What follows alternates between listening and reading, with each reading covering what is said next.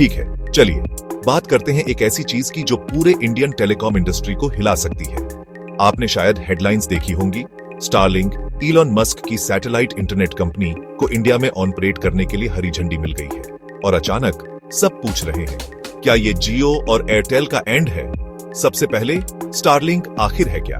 ये एक global satellite internet service है जिसका मकसद दुनिया के सबसे रिमोट पार्ट्स तक हाई स्पीड इंटरनेट पहुंचाना है। केबल्स पर डिपेंड होने के बजाय, मोबाइल टावर्स पर डिपेंड होने के बजाय, स्टारलिंक सीधे सैटेलाइट से इंटरनेट बीम्स करता है जो अर्थ के चारों ओर घूमते हैं। इसका मतलब है, थ्योरी में आपको कहीं भी फास्ट इंटरनेट मिल सकता है, हिमालयास में, राजस्थान के डेजर्ट्स में। अब ये जियो और एयरटेल के लिए इतनी बड़ी डील क्यों है? अभी ये दो जायंट्स इंडिया के ज्यादातर इंटरनेट मार्केट को कंट्रोल करते हैं। उन्होंने टावर्स बनाने, फाइबर केबल्स बिछाने और 5G रोल आउट करने में अरबों इन्वेस्ट किए हैं, लेकिन वो सारा इंफ्रास्ट्रक्चर बेकार है अगर स्टारलिंक सीधे स्पेस से इंटरनेट बीम कर सकता है। इमेजिन कीजिए, कोई कॉल ड्रॉप्स नहीं, कोई नेटवर्क बिजी नहीं, अपने गांव तक फाइबर पहुंचने का कोई इंतजार नहीं। लेकिन रुकिए, क्या ये सच में जियो और एयरटेल के लिए RIP है? इतनी जल्दी नहीं। स्टारलिंक की सर्विस सस्ती नहीं है। यूएस में इसकी कीमत लगभग 100 प्रति माह है। साथ ही इक्विपमेंट के लिए एक हेफ्टी वन टाइम फी भी है। ये आज ज्यादातर इंडियंस मोबाइल डेटा के लिए जितना पेमेंट करते हैं उससे कहीं ज्यादा है।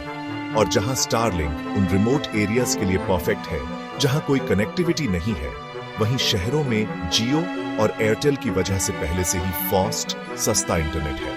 और हां, इंडियन गवर्नमेंट को भी नहीं भूलना चाहिए। उन्होंने फॉरेन कंपनीज के लिए सख्त नियम बनाए हैं, खासकर टेलीकॉम जैसे क्रिटिकल सेक्टर्स में।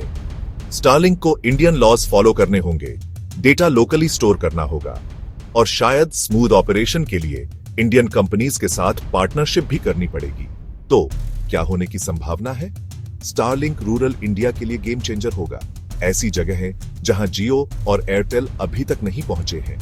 ये बड़े खिलाड़ियों को अपनी सर्विसेज को बेहतर बनाने के लिए पुश करेगा, कीमतें कम करने के लिए और तेजी से इनोवेट करने के लिए। लेकिन शॉर्ट टर्म में जियो और एयरटेल कहीं नहीं जा रहे हैं। उनके पास पैसा है, इंफ्रास्ट्रक्चर है और कस्टमर बेस भी है। आखिर में ये RIP जियो और एयरटेल के बारे में नहीं है। ये ज्यादा चॉइसेस, बेहतर इंटरनेट और एक डिजिटल इंडिया के बारे में है जहां हर कोई कनेक्टेड हो, चाहे वे कहीं भी रहते हो। स्टारलिंक की एंट्री एक वेकअप कॉल है, फ्यूनरल नहीं। असली विनर्स हम कंज्यूमर्स।